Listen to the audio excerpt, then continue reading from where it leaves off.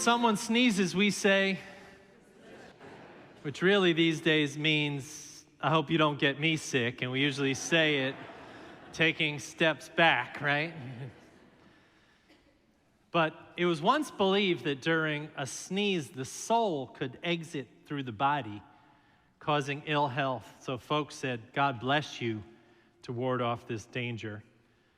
Besides the obvious silliness of the superstition, imagine the kind of concern you might have for people, the people around you, the worry that their souls could fly out of their noses.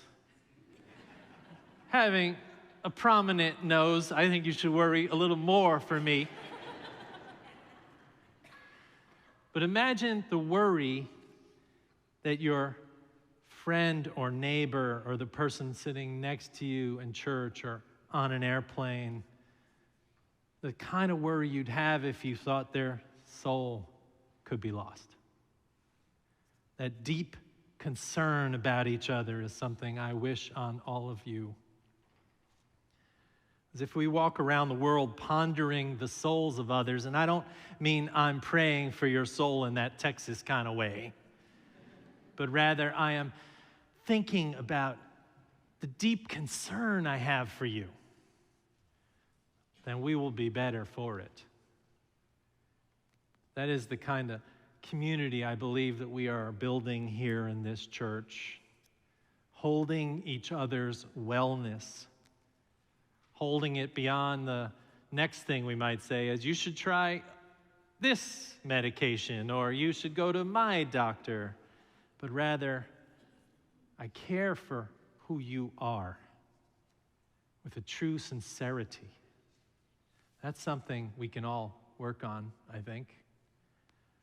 God bless you. From the pure traditional point of view, a blessing is kind of hard to understand these days. Blessing used to mean something divine was going to happen. Something that changes the air, the space, the people in it, the land, the meaning of lives, and the trajectory of things.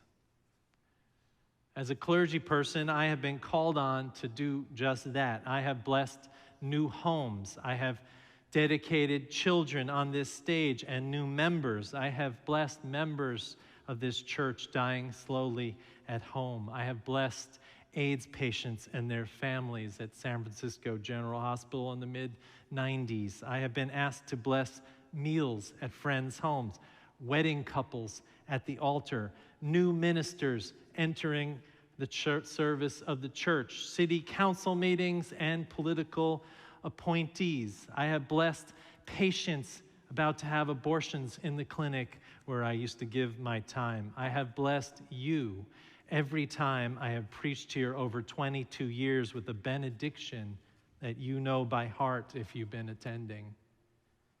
That benediction is to send you on your way, being held by me and by us and by God. I have said it 1,000 times, like so many blessings. I have yet to be asked to bless a new boat, car, or major athletic event.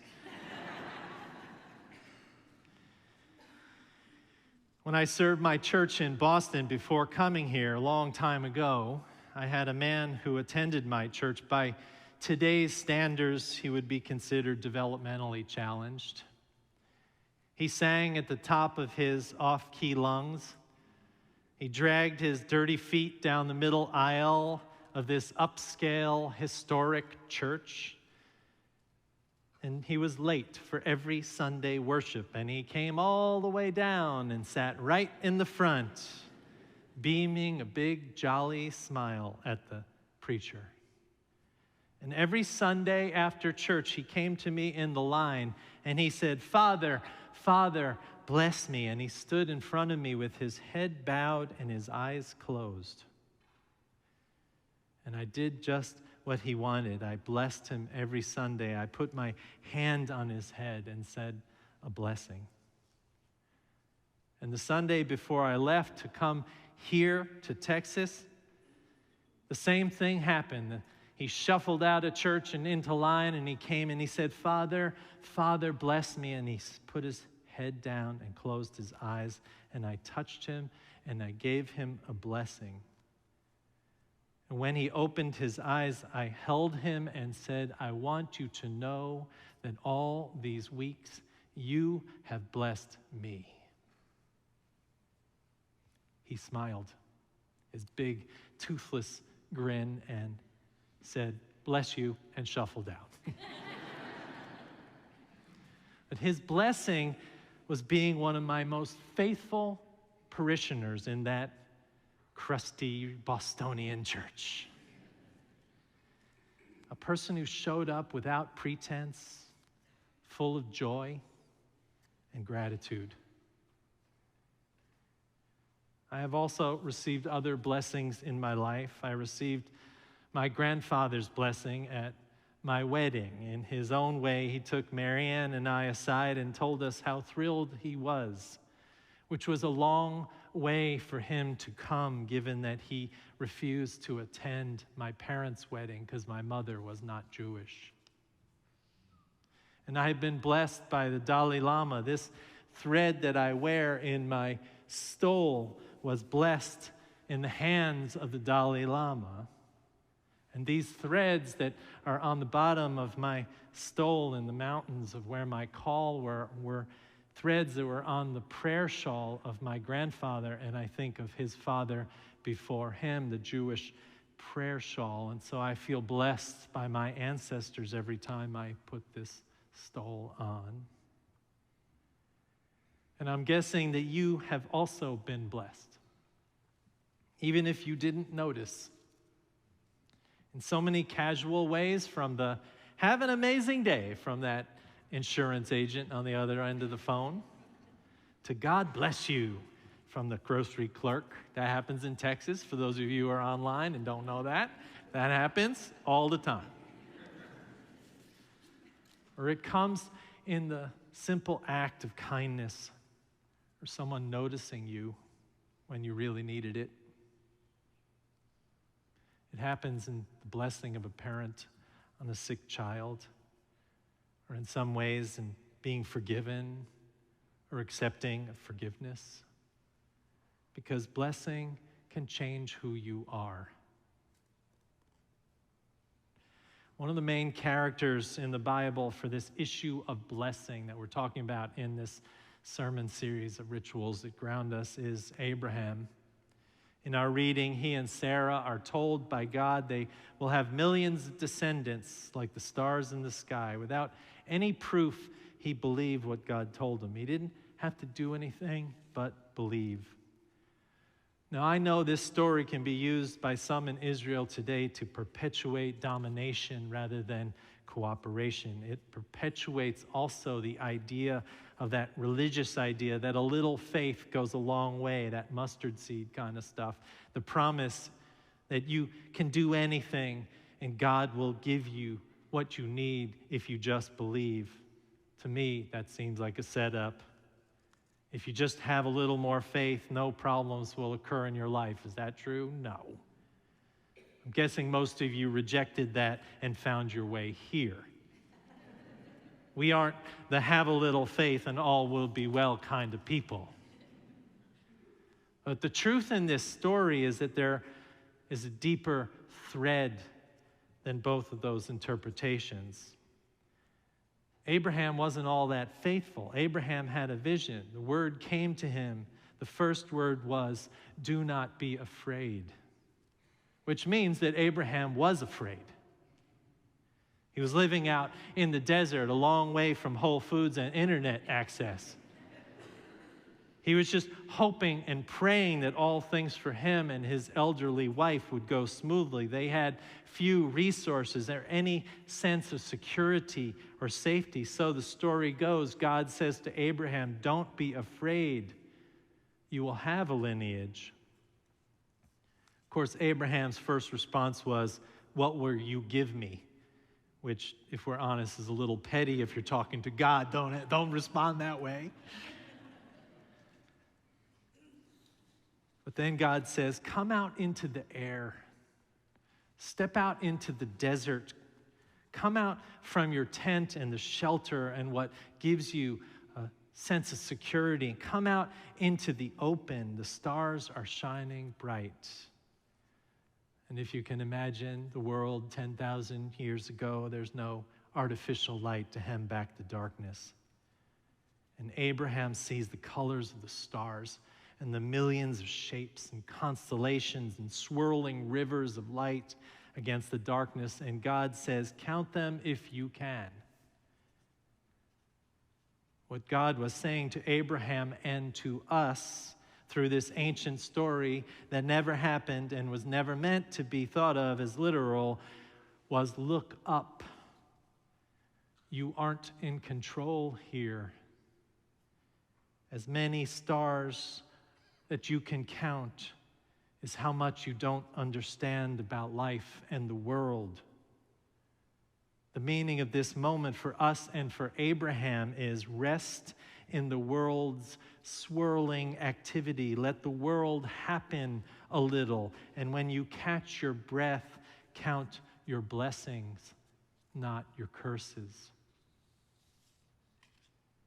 For me, the Abraham story is about trust. It's about acting as if the universe is trustworthy and figuring out that you can manage what comes to you.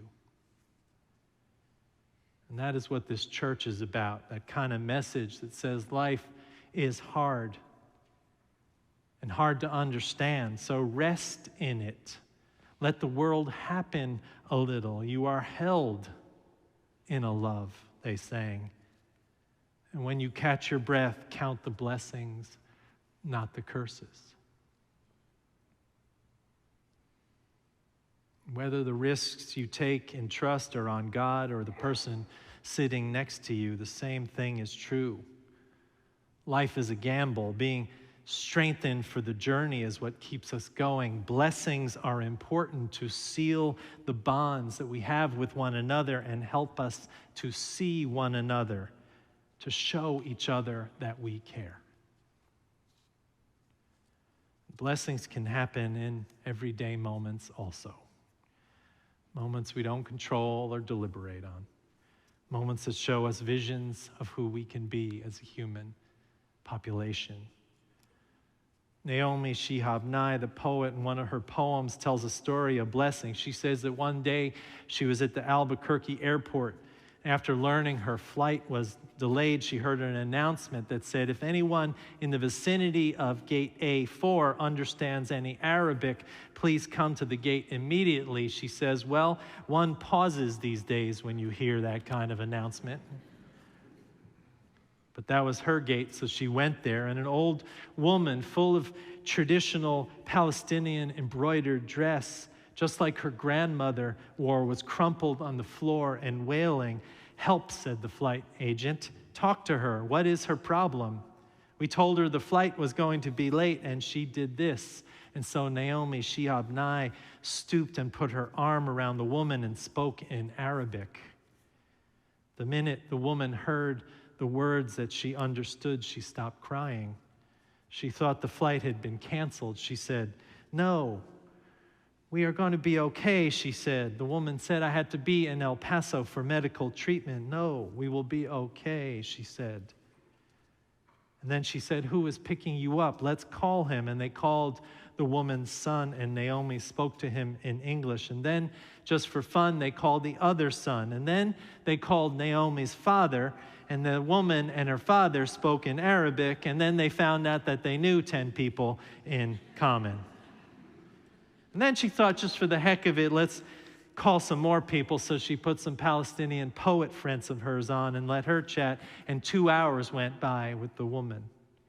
By then, the woman was laughing, telling her about her life and patting Naomi's knee and answering questions. And then she pulled out a sack of homemade mamul cookies, little powdered sugar, crumbly mounds stuffed with dates and nuts from her bag, and was offering them to all the women in the gate. Not a single woman declined. It was like a sacrament, Naomi Shai said. The traveler from Argentina, the mom from California, the lovely woman from Laredo, they were all covered in the same powdered sugar and smiling. And then the airline broke out the apple juice, and two girls from the flight ran over and started handing it out to everyone, and everyone was covered in powdered sugar. And Naomi said she noticed her new best friend was carrying a plant like the old country people do, something medicinal, something that reminds them always to be rooted to somewhere. And Naomi said, and I looked around at the gate of late and weary ones, and I thought, this is the world I want to live in, the shared world. Not a single person in that gate, once the crying of confusion stopped, seemed apprehensive of any other person. They took the cookies. I wanted to hug all those other women, she says. This can still happen anywhere. Not everything is lost.